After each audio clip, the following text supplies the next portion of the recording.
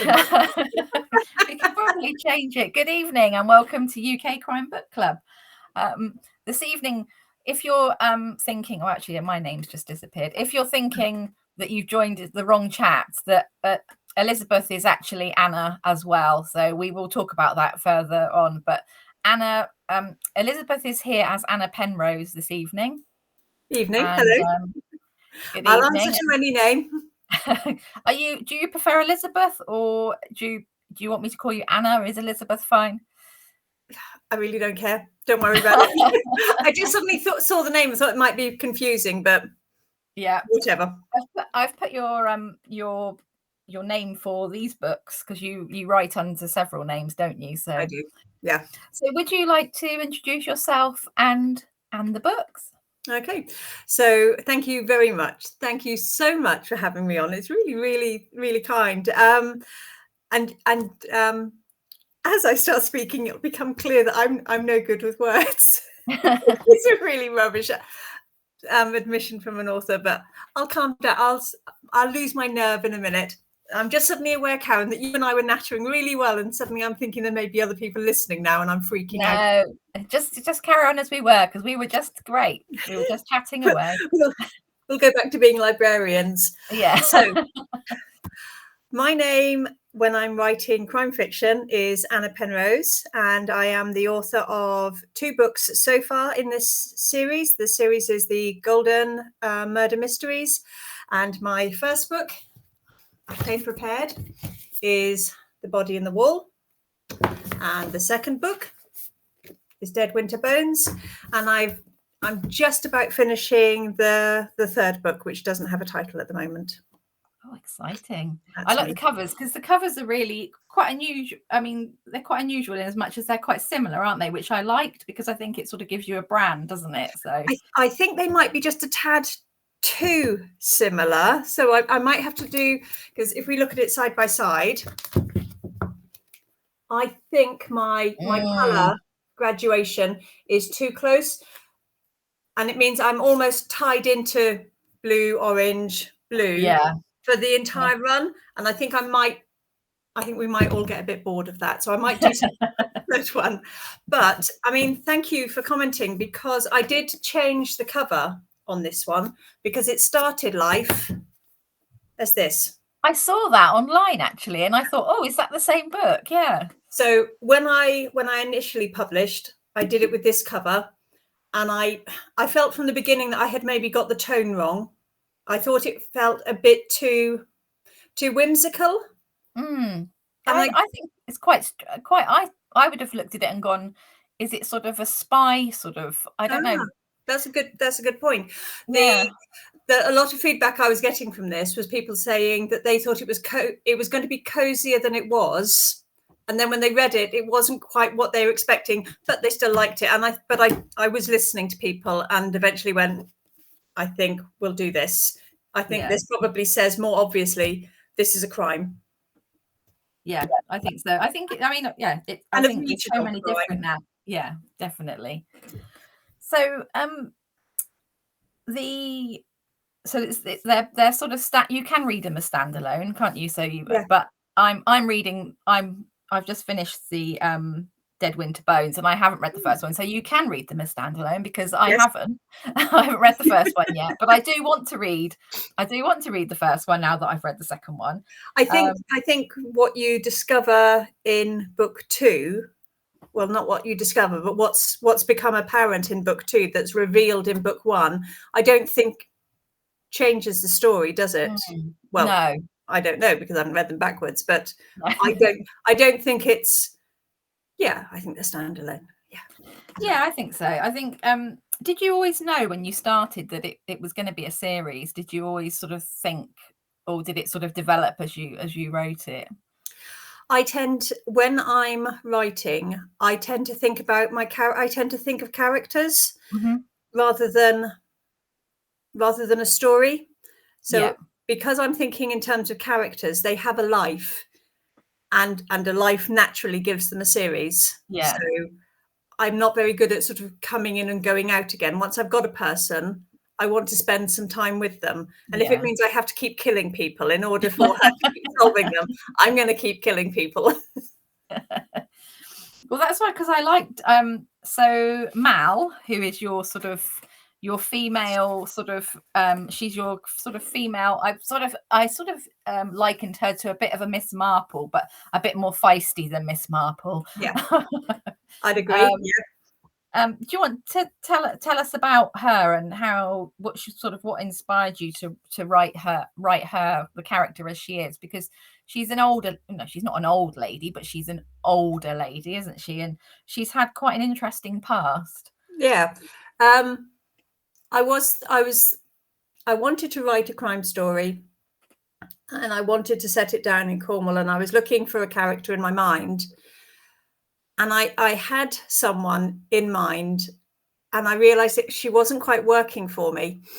And then I remembered an incident with my mother, about 20 years ago. And she'd moved down to Cornwall, or she was moving down to Cornwall, and she was looking for somewhere to live. And we visited an estate agent. Two of us went in together.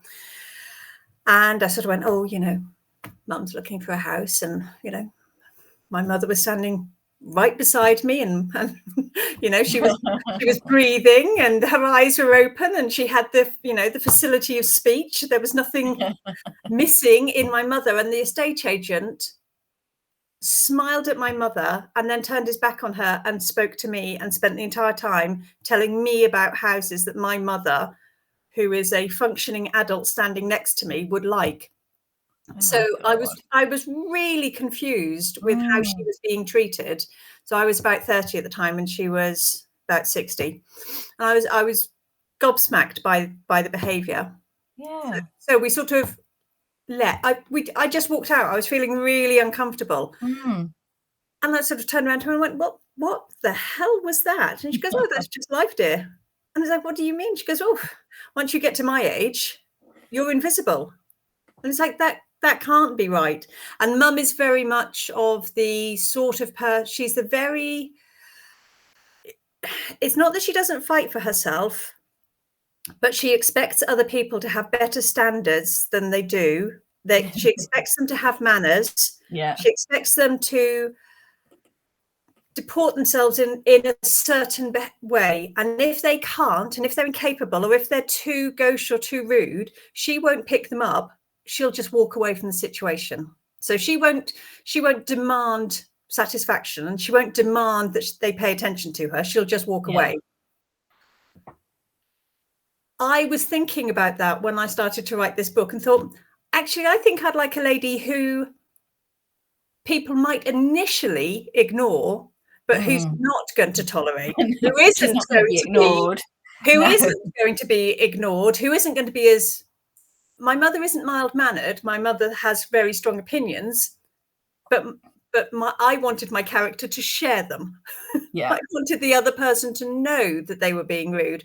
So I started with wanting to really put a lady in her 60s right into the spotlight, make her a character that couldn't be ignored. Even if somebody tried to ignore her, they would get no short shrift. They would absolutely have a flea in their ear for their behavior right from the outset. So and that was the character I decided to go with. It was like, okay, started with Mum, but with revenge. Yeah, because I really liked I think that was what made me want to read the first book. So when you start to read this one, you find out quite quickly that something's happened to her quite significantly in the past. And obviously it's not elaborated on. I mean, you get quite a sense of it in this book, but you don't, it's not but I just wanted to know more. I think that was where I was going with that, was that I wanted to find out, more about her. And well, she's not a character that dwells, and she won't feel sorry for herself. She put herself into that position. She accepted that position. It has created a massive change in her life. But she's taken that on the chin, and she's getting on with it. So, it was fun to do it to her. I gave her all the privilege and all the power, and then took it all away from her again. So she owns the bookshop, doesn't she? And she doesn't own it. Oh, she doesn't own it. No, she's, as you'll find out in book 1, she's taking care of it for someone as a favour. Well, not as a favour. Right. Somebody helps her out and gives her the book whilst they're in Australia. So she's, yeah. That's the trouble, isn't it, with a series as well? Is it's like trying to remember, like, I'm so bad at it. I really should write all the facts down. No, it's fine. I know I really liked her. I do like. I mean, I must admit, like, I mean, I do like. You know, I think an old. I mean, not. She's not even old. God, she's only like. If she's only 60, in her 60s. She's 65. So yeah, so she's only 12 years older than me. So. You know, it's. I think 60 now is not old at all, is it? I mean, like. Oh my God, no, not at all. I'm only looking at it myself. I think. Well, I'm not good. I'm within a decade of Mal, so it's like, yeah, no, I don't want anyone to dismiss me. So no. I'm laying down, and you know, loads of my friends are her age. I don't feel that she's old, and yet no. And yet, when people do refer to her, that they are saying, I do hear, well, she's not old, but she is old, and I'm sitting there going, oh God, does that mean I'm old? Well, I suppose if you're reading it when you're 20, like when you're in your 20s, or even when you're in your 30s, you sort of think, yeah, you don't think of yourself as being, you know, getting to that age. And, you know, yeah, I'm not going there yet anyway. Even if absolutely. I am. Yeah, no, you and me together. We'll battle that one when it comes. Exactly. So Golden is the village that the books are set in. Mm-hmm. And can you tell us about it? And is it based? I mean, you're in Cornwall, aren't you? So I did wonder whether is it based on where you are, or is it based on lots of bits of Cornwall? No, it's pretty much. It takes a little bit of hodgepodging from other villages, but anyone who recognises the cover, it's Mevagissey, and it is Golden is set on Mevagissey. So I mean. The working title was The Mevagissey Murders, but I went for The Body in the Wall in the end. And I just, because I'm really closely associated with Mevagissey, I didn't necessarily want to run foul of my friends and neighbours and colleagues by killing people off and referring to some people as murderers, and to be... I mean, I think I'm very kind to the village because I love the village, but, you know, there are murderers in there, and, you know, unpleasant things do happen. And I didn't want to.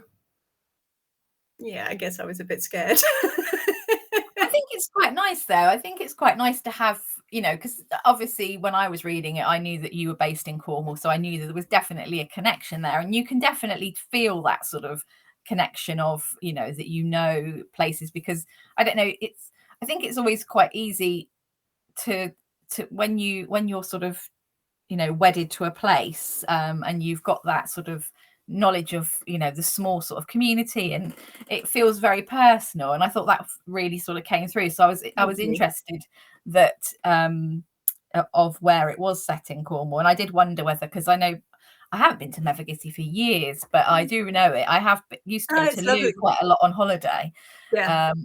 And so I know we've, you know, did go there. So it's somewhere that I know in my head. But you mentioned like Foy, and that they're places that I've been to quite a lot. So I name where in the broader circle, everywhere gets named properly. But within the village, I swapped it over to Golden. And it's funny because I had somebody pick me up on the name and say, well, that's not a particularly Cornish name. But as it happens, I named it after a place in Cornwall. There is a little hamlet called Golden. It's a beautiful, beautiful little medieval hamlet on the way to Truro. You know, really? I think it's got two houses, a farmyard. You know, there's nothing to it. It's beautiful and idyllic. And I just thought, Golden, there we are. And Mevagissey, the way it is, it's it's a harbour port. For those of you who don't know, Mevagissey sits on the sea, and it is in a little crown bay, and it faces the east. So one side looks south, one side looks north, and one side is called Sunnyside, and it's Golden because the sun is always shining on one side and not the other. And Golden just seemed like a perfect nickname for Mevagissey. It does. So we've got some questions coming in. So hello, I can't see who. Sometimes I can see Facebook user. Sometimes I can see who it is. So I can see hi Steve, hi Maggie, might be Sarah, might be could be Patricia. I have somebody will type in a minute and tell me who it is. Is the weather as wild down in Devon as it is up north? Well, I don't know about Cornwall, but Devon was fairly wild this morning. Have you had the winds this morning? It was a little bit blowy. Yeah. We've probably had a bit of an understatement, but it's kind of it's pretty standard, isn't it? Down in Cornwall, you're sitting on a peninsula. If there's weather coming in, you're going to get hammered. And I'm sure Cornwall's the same. Devon's the same. It is. We're a bit more inland here, so we're where I am. I'm in mid Devon, so I'm about sort of 40 minutes away from the sea. But yeah, we're near Dartmoor, so we get quite a bit of you get weather. Snow. Yeah, we do get snow. Yeah, I miss snow. So actually, that leads very nicely onto the book is set at Christmas, isn't it? It's in the aftermath of a storm, which is actually very apt as well. So they, to begin with, I was thinking, and when you start off the book, there's a discovery, isn't there, under a tree? A tree is uprooted and some remains are found. Yeah. And I was thinking, oh, is this where this is going? But actually, there's a nice little twist, which we'll come back to. We sort of get introduced to the family who live at, is it Liganhor? So Ligan is how Heligan or Heligan used to get. It's the abbreviation around here for Heligan or really? So it's Heligan. Most people know it as Heligan, and if you're local, it used to get called Ligan. So I turned it into Ligan because it's sort of Novagizzy, but it's sort of not. Yeah. So very much the same. It's sort of Heligan, but it's sort of not. Yeah, that's nice. I like that actually, because I know Heligan. I've been there a few times. But so the house, although it's a modern story set in like now, really, the family are quite traditional, aren't they? And there's the father and of Lionel, who's the father, and he has two sons. Is it Henry? Well, yeah. You see, I can't remember a thing. I can't remember. It's Algernon. Algernon, yeah, but because Lionel is a much older father. Yeah, because he marries his wife. I think there's something like a 20 or a 30-year age. I was going to say 20. So he's in his 40s and she's in her 20s. Imogen. Yeah, that's right. So there's already they're a very old-fashioned family because of the patriarchal. He's very much a patriarchal throwback. Although well, isn't it difficult to talk about a book without saying anything? Oh, tell me about it. Anybody who's watching will go. Half of what I want to say is like, no, stop. I think I always say you can lead up to it, but just don't give the spoilers. So yeah, I have to. It's quite difficult when you're doing questions and things to try and sort of skirt around. Yeah, absolutely. Yeah, so there is a we can say that there's a death in the family. I think we can definitely say there's a death in the family. And then there are some shocks in store for the family after the death. I think we can say that as well. Yeah, I think that's very fair to say. Because Steve is about 2/3 of the way through the book, and so we're not going to give you any spoilers, Steve. So don't worry. And he's saying he can't tell you how much he loves them. Oh, Steve, thank you so much. I'm really glad you're enjoying it. We'll be very careful not to give the game away. Yeah, we will.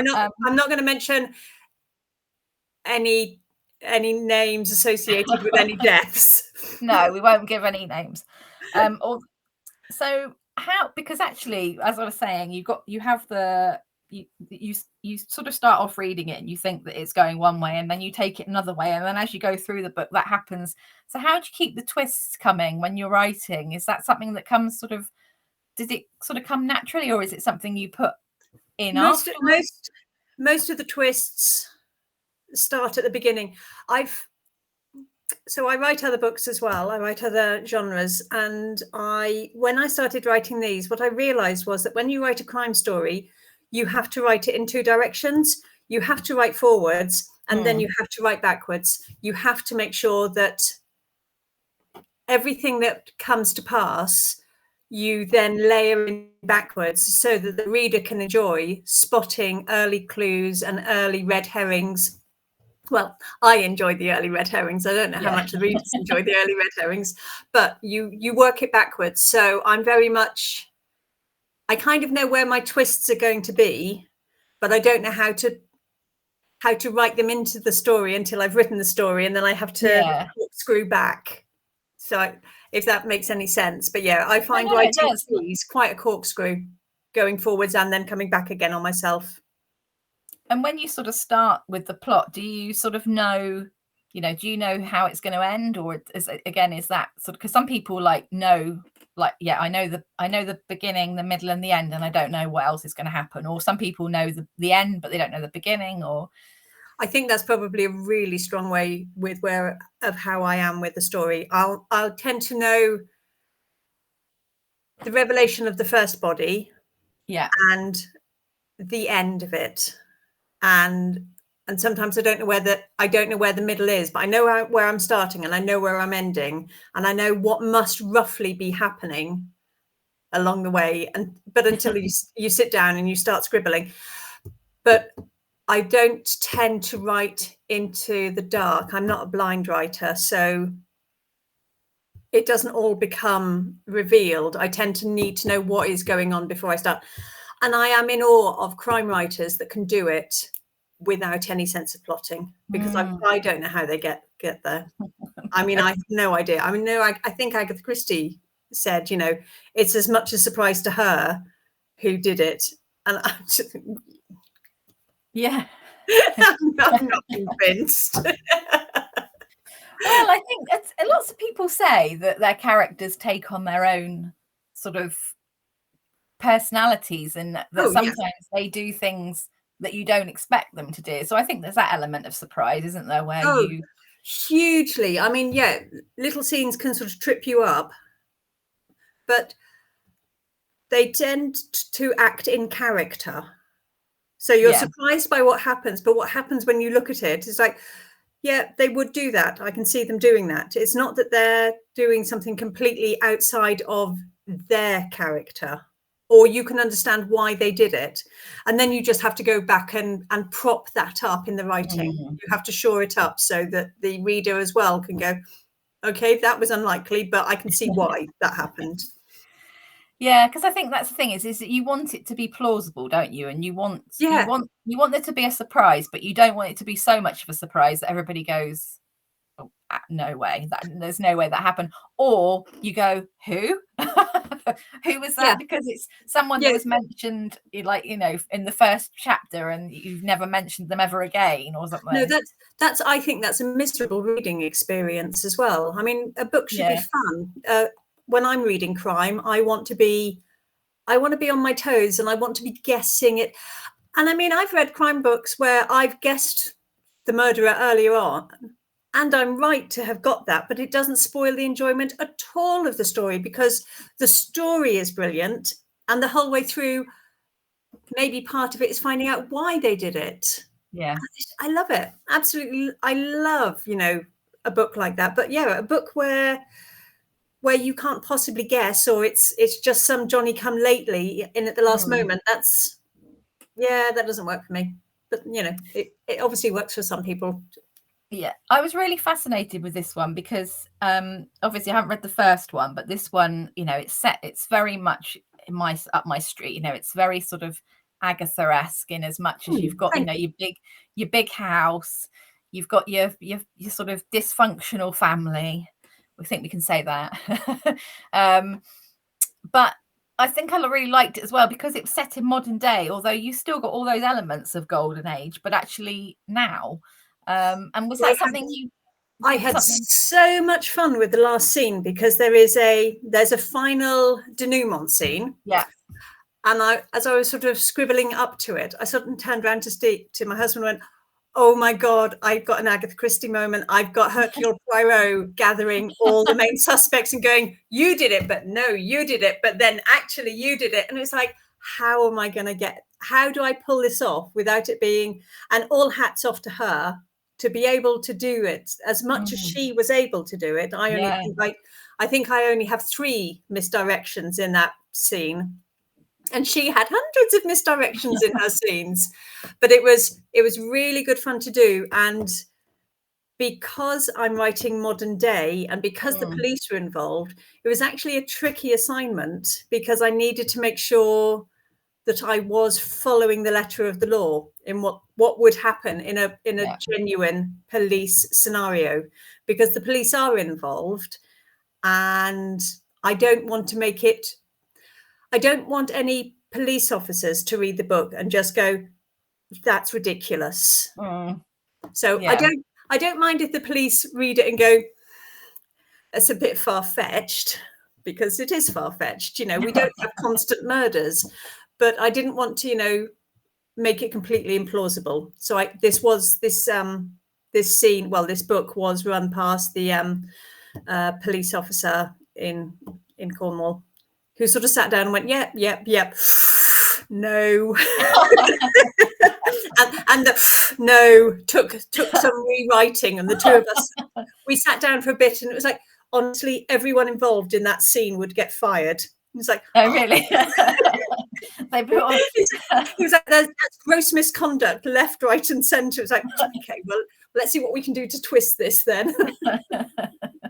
Well, that's really good, because that's one of the things I was going to ask you about your research was, how do you sort of research your books? And obviously you do have sort of, because there are, you've got your police officers in it, you've got your PC, and then you've got your detectives who sort of come in. And I always like that in a crime book, where you have the, sort of the local policeman and then some officer, and then someone comes in from outside, and they're a little bit more, one of them doesn't take very kindly to Mal, does he to start with? He's no, just like...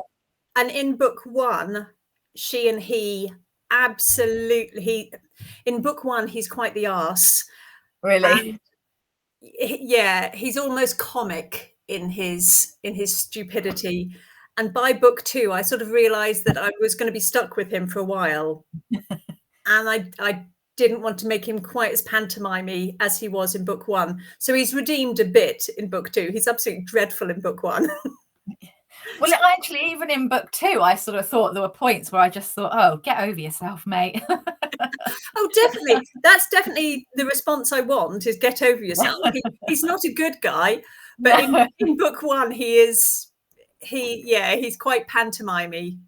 You're definitely selling me book 1 again now. Steve saying that what he loves about your books is he's so caught up in Mal and Golden that he's not worried about the crime and when it'll be solved, if that makes sense.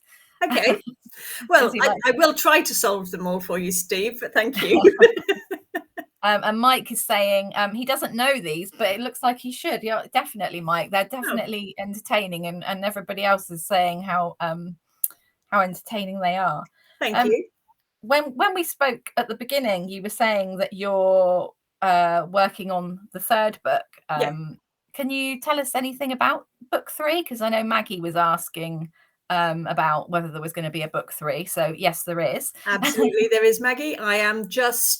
My body count is piling up, and I'm on the last stretch now. So it is trying to work out what I can say that doesn't ruin anything in book 2.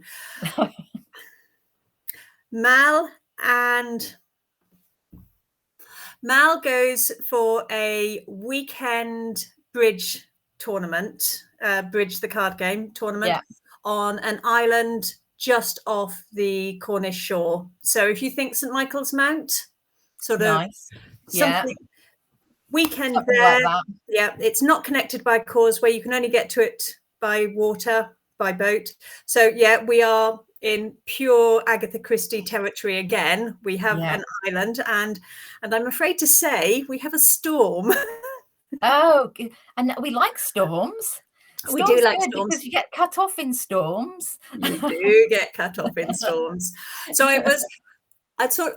it's funny how your brain stops thinking. I got halfway through this book and suddenly realized in the last book I had a storm as well. It was like, oh, but then, you know, Cornwall, we always have storms. So it's like, okay, yeah. Book 4, there will be no storms. I have promised myself in book 4, I'm going to write it in summer and there'll be no storms. You can have a heat wave. Well, I can tell you what's going to happen in book 4, but. So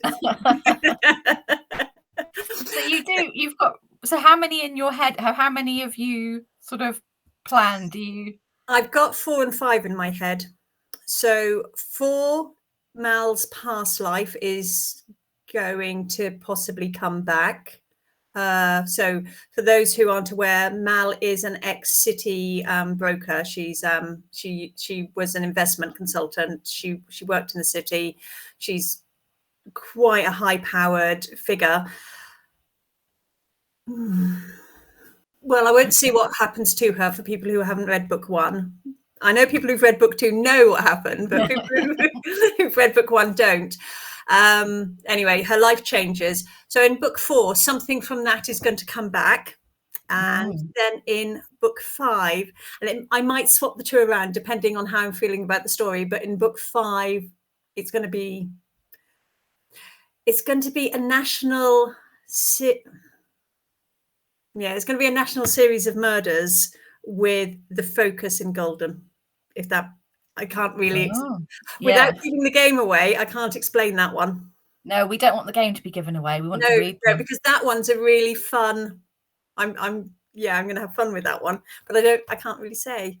So how? Oh, sorry. So yeah, with book 3, we are stranded on an island, and people are dying. And how long does it take you from sort of start? Because obviously you write. So I was going to say you write under your name as Elizabeth Hurley as well, and that's romance. So how do you well, because you also have a shop, don't you? You also do a book. So how do you do this, or how do you do all this? Yeah. So. Well, you know, obviously I cheat. Yeah. So the Golden series is set. She's a woman in her middle years. She lives in a fishing village in Cornwall, and she runs a bookshop. And I am a lady in my middle years, and I live in a fishing village in Cornwall, and I own a bookshop. So I didn't really have to do any research for these. No. I just wrote exactly what I know. Which made it very, very easy. So those books were quick to write. I don't have to do any research for those. I just look out the door. So they're really easy. And generally, I don't know. I don't know. Maybe I just write quickly. But it's quite impressive. I mean, and also I think I'm sort of interested in the difference between writing as with your romance head on and your crime head on is, you know, the romance came first, didn't it? You did romance first, was that right? Or yeah, but I write on I do some other writing as well, and they came between the crime. Oh, did they?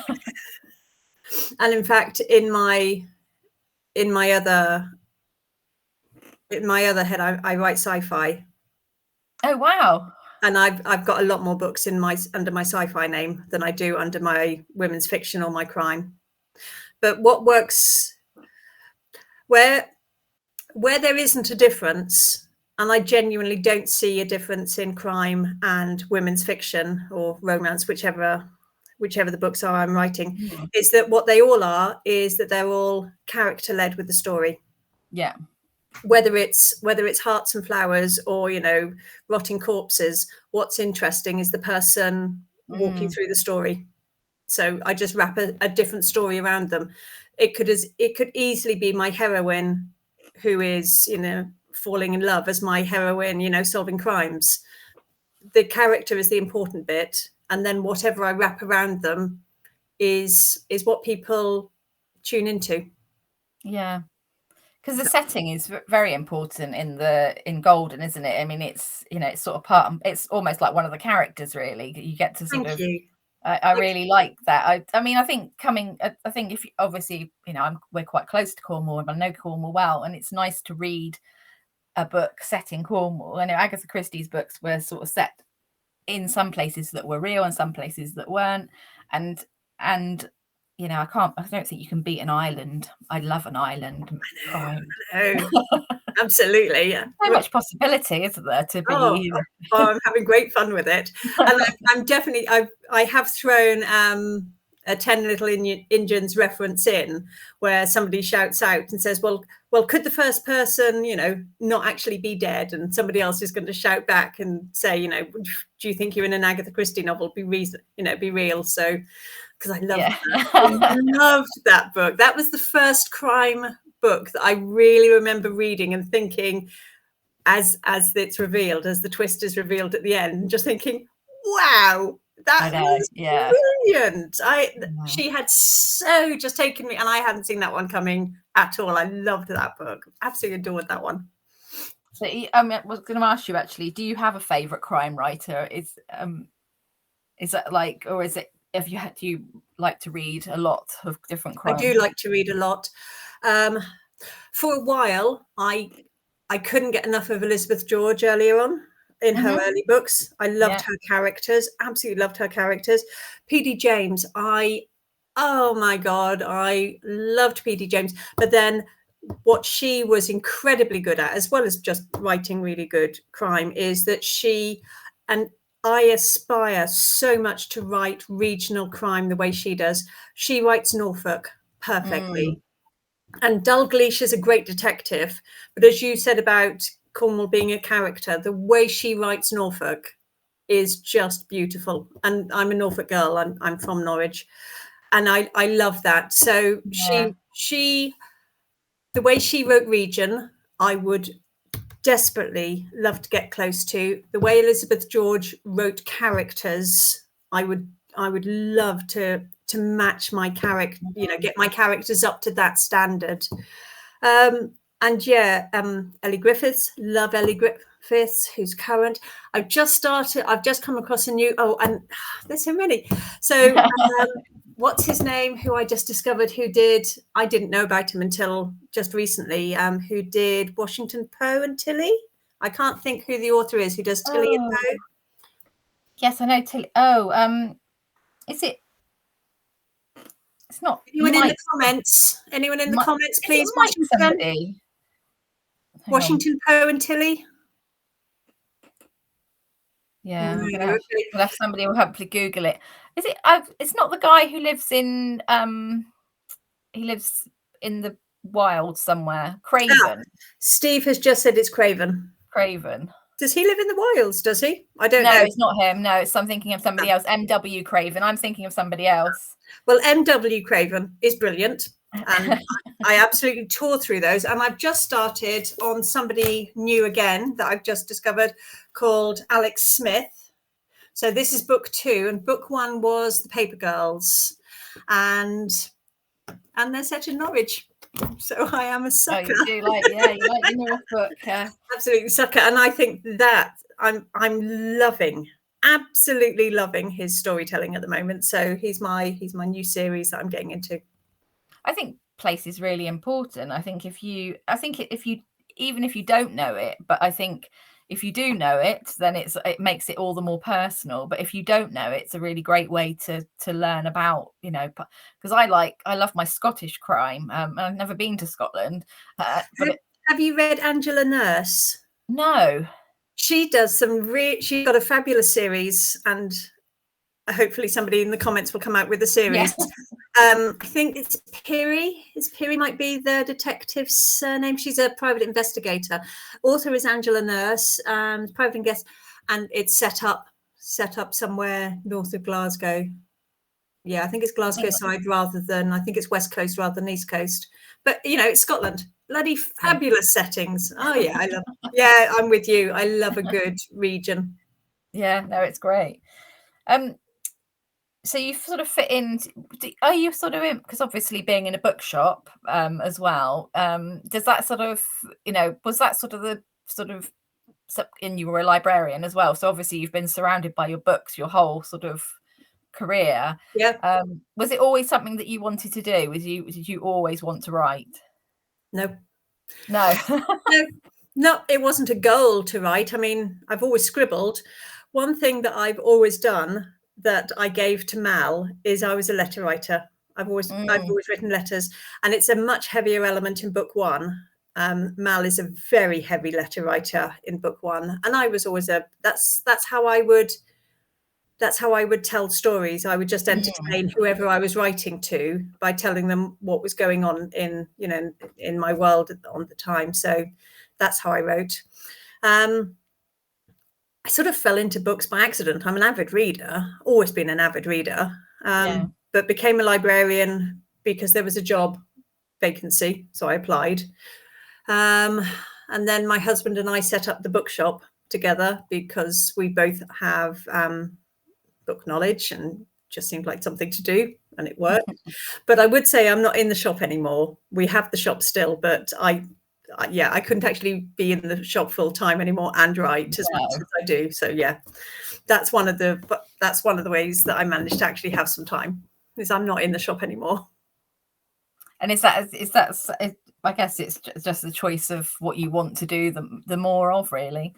Yeah, now that I am writing, I love it. I absolutely love it. I started it in 2019. I started scribbling in 2019 and really enjoyed it, but I wasn't sure if it was any good. It's just very much you just write something. But I gave it a go, and it turned out it was all right. So that was fun. And then in 2020, Steve and I sort of had a bit of a conversation, and he was so generous. He just sort of turned around and said, "Give yourself the year, write for the year, and see if you can actually make a job out of this," which was great because it means our income dropped whilst I didn't really pull my weight in the business, so to speak, and he had to pick up my slack in the business, and I had to crack on and try and make a career at this. Yeah. But I was so grateful that he gave me that time, because I know it's a privilege that so many people don't get, and that they manage to squeeze in their writing career around a full-time job, and they do it in the evenings and the mornings. And I'm in awe of them, absolutely in awe. I'm the laziest person in the world. I don't believe that. Not when you write so much. But compared to how other people are managing a full-time career and a full-time writing career, I'm gobsmacked. I am in awe of them. No, I think it's amazing. I don't know how they do it. Steve's saying that he really likes Mal's letter writing and her observations. Thank you. He says, in this book, her comment, "At our age, everyone is increasingly younger," has stayed with him. I think that felt a little bit heartfelt the other time. I think that is the say. You see like them. I see them when I'm driving to work in the morning. I see the kids going to college, and I think, you're not old enough to go to college. You're only about 10. I see in the comments everybody has come up with MW Craven, so well done, everybody. Yeah, well done. That's good. That's what's brilliant on here, because you can't Google while you're on here, but actually we don't need Google because we've got our own Google. Yeah. One of the things I was going to ask you, because you've got the sort of the elements of the golden sort of age crime, the cozy crime, but also you've got the modern day. And is that a challenge sometimes? Because obviously, people like, Agatha Christie didn't have the new technology, and, the fact that, putting people on an island is a way, I guess, of getting rid of that technology. But how do you sort of work around that, knowing that there's, you can find out anything about anybody at any time now, pretty much, can't you? You just have to bear that in mind. Yeah. You can't ignore it. This is how it is. You can't ignore it. On the island, I mean, frustratingly, because of what the island is, it has full satellite link technology. So because it's a luxurious island, I can't have it without, nobody would come to stay at this super Relux resort if it didn't have Wi-Fi and phone links. So I had to take that. And then I thought, well, I could knock that out in the storm, but that just felt like cheating. So like, just work Been with done it. a lot of times. But I decided to actually work with it. So the way I've got around it is I've made it so that background knowledge won't help. Right. You don't know what you're looking for, so you can't research it. If it'll make more sense when you read it. And there is one sticking point where Mal is waiting for information, but she forgot to charge her phone. So her phone dies. So clever. because her phone dies, the information is given to her via another source, and that causes peril. But I can't say. So yeah, it's working with technology and making technology actually work against her. Yeah, but it's really because quite often you have like the phones, or like you say, that you can have the sort of the phone lines go down, or someone cuts the phone lines, or even going back to sort of I guess some of the Agatha Christie, she's got phone lines and storms and things like that they're not that sort of they're not like now though, where you can basically have everything in your hand, looking. Yeah. What was your favorite part of this book to write?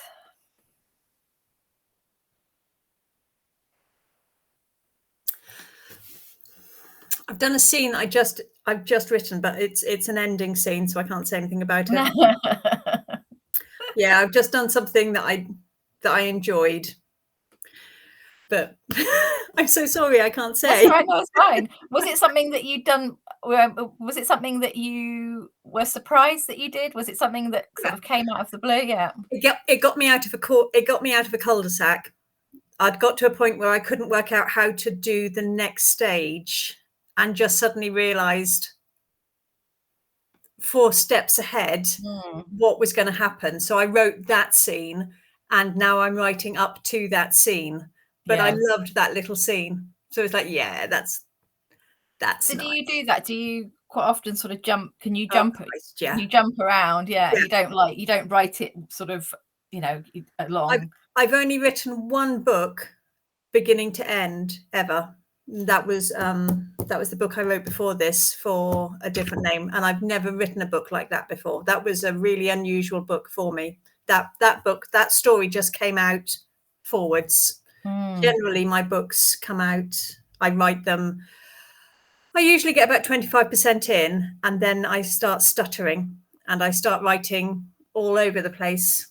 So no, I don't write You sort of like do, and then you sort of join the dots, really. It's a bit like dot to dot. Absolutely. And I write backwards, and then I think that I need another scene, or I'll pull a scene forwards and think that that needs to come later on. So I do plan, and then I realize that my plan's rubbish. So I don't know. When does book 3 come out? When's that one? So we're in November. It's going to be finished in about 10 days' time. I'll sit on it. I'll put it away for a month. So I'll be looking at it again, probably in January and February. So it'll go to an editor around about February. I think it's going to be out March, April. Great. So not too long to wait then. No, I mean, I like to put the book down and walk away for at least a month, so that when I reread it, and because I'll have written another book in the meantime, I will have forgotten the story. So when I come back to read it, I'll be able to read it with fresh eyes and just see how dreadful it is, and just go back in and start really infilling and chopping and changing. Is that hard coming back to it? Or is it like, is it a part of it that you like? Yeah, I don't mind it. In fact, it's quite reassuring coming back to it, because I always come back to it thinking, right, well, this is a great big pile of poo, because I can remember putting the pen down at the end and going, well, that's a pile of poo. And I'm always reassured when I come back to it and going, no, actually, that's all right. You've got work to do, but it's not the end of the world. So I'm getting better at coming back to my second draft and going, this is fine. So, and do you like the edit when the edits come back? You sort of, is that something that you enjoy? Some people really love it and some people hate it. I do now. For my first couple of books, I was very I was very defensive. I was like, what did they know? They don't understand. But and now I'm pretty much, I have complete confidence in my editors. And if they tell me something isn't working, 90% of the time I'll go with them. 10% of the time I'll just stick by my guns and go, no, I'm afraid you're wrong and I'm right. And, I'm quite happy, but I'm quite happy to listen to other people now and make the books as good as I can. I guess it's hard when you've written something and it's your baby and then someone tells you that it's not how they think it should be. But I guess there is that sort of thing that they do that as a job and they know what's, well, I'm not sure they know all the time, but majority of the time they know what's best for the book. Yeah. I mean, I'm not precious about my work, and I do see it as a job. Yeah. But what I didn't have in the early stages was enough confidence in what I'd written that accepting criticism didn't mean I was crap. Yeah. So it didn't feel like they were attacking my book. I don't view my books as babies. I didn't feel that they were attacking my books. I felt they were attacking me. Yeah. And I didn't have the confidence or the I just didn't have the ability to take that on the chin and step back and not take it personally.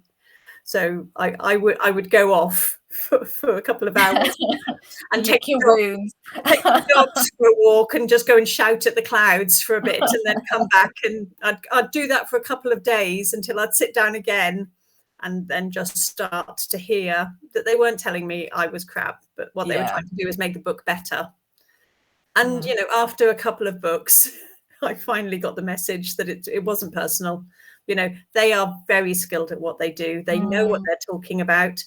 That's their job. That's their skill set. And, respect them, respect their abilities to know what they're talking about. So, yeah, I do. So Steve's asking, is that your writing process to be a book or two ahead? Yeah. Sometimes I get myself I go too far ahead and I get into a bit of a state and I get into a mess, and I'm trying to do that less. I don't have the brain to be able to write one book, pause, do nothing except marketing or publicity or something like that, and then come back to the next book. The minute I'm not writing that book, I'll write another book. And if it takes me a while to come back to the editing of the first book, I'll move on to a third book. And if I'm unlucky and stupid, I will be working on 3 books at the same time. And my brain tends to fritz at that point. And it's it's just such a fag, which is where I am at the moment. I've got 3 projects running at the same time. And I'm so annoyed with myself because it's not a nice place to be in my head when I'm doing that. No, that must be really interesting in as much as like the juggling of, I guess, your book. Interesting is one way of describing it. I was being polite. Thank you very much. That's incredibly kind of you. I'll accept stupid. Well, no, I just find it fascinating because I guess because you write different genres as well, I guess that's easier in a way to sort of differentiate between your writing. Yes. Or does that get muddled as well? Or no, that doesn't get muddled. But what happens is that I can't quite creatively get my head back into the right frame because it's not that I can't think what to write, but it's the minute I get stuck, my brain has a way of going, oh, that's that other book. Shouldn't you be working on that other book? And then I go and start on the other book, and then I get bored of that one, and it's like, oh, but you've got that other book, and nothing gets done very, very slowly. Yeah. I mean, Mike's saying that he reads a book or 2 at the same time, and I can do that, but I have to read different genres if I'm doing that. I'm the same. Okay. I have to. Now, for me, that's interesting. There's no way I could read more than one book at the same time. No, quite I don't know how your brain does that. Well, you have to. It sort of switches off like you have to switch off. It's hard going back, like you were saying about going back. You have to then get yourself back into that frame of mind. It's not ideal, and I don't really like doing it anymore. It was when that I've cut down on what I read so that I read properly, if you know what I mean. And I guess that's yes, I'd like to write properly. I know exactly what you mean. Focused, isn't it? Like, all right, I'm going to read this book and then I'm going to pick up another book. But I think it's just like my brain's the same. It's like I get bored easily. So if I'm not absolutely engaged, then I'll do something else. Yeah, and it's really easy to be disengaged when you're the person trying to think of what the next sentence is. Yeah. Like I said, I'm a very lazy writer. Give me an option to, bail, and I'll just go and do something else. So yeah, grasshopper brain. So Steve's saying it makes sense, and he likes your process of not necessarily writing like a linear narrative at times, because you'll be a few scenes ahead, which makes, and actually thinking about it that way, actually, that's if you've got that idea and then you do that bit, then I guess it's it makes it easier to write towards that scene. It's almost like a magnet. Yeah. So I know how I've got to get everybody in place, and I know everyone's emotions moving into that scene, so that I've got it all ready to go for that little crescendo. I'm able to weave everything up to it. So I quite like doing that. So they're like a little gift, really, when you get that. It's like a little gift when you get that. Yeah. And that's when you ask what scenes I liked writing, that's why I like them. It's not so much the content of the scene, but the enjoyment of the writing. It's a treat for me. Because you can sort of almost like, just like you said, you've got that creativity, you've got it, it's there, and you can just get it out. And yeah, easy writing. I love easy writing. Well, I'm just looking at the time, and we're just coming up to the end. I know. Oh my God, that was so fast. It always happens. It always happens. Never be surprised when it's so have you got anything that you'd like, you sort of recommended one earlier, have you got anything else that you'd recommend that you've read recently before we finish? So Alex Smith, I've just started reading this and I'm halfway through it. So it is a crime book, but it's gory, and it's called it's probably in reverse, isn't it? So it's called The Trees by Percival Everett, and it's a crime story, and it's violent. It's set in America in the Deep South. It's a modern day setting. It is absolutely full of racist language, and that is the nature of the book. It is really looking at the race issue, but with so much humor. There's a lot of humor in this, and it's a lot of dark humor, and the writing is beautiful, and it's a mean story, and it's a funny story, and it's savage, but the language is full on brutal, and the crime scenes are pretty brutal. It's gory as well, and I've no idea. I'm halfway through, so I've no idea how it's going to end. I don't know if I would recommend it at the end, but I'm loving it. You're loving it at the moment. Absolutely. Excellent. I would just say to anyone, the reason I hadn't read this before, and I only read it because a friend said I should really give it a go, is that it was nominated for the Booker Prize.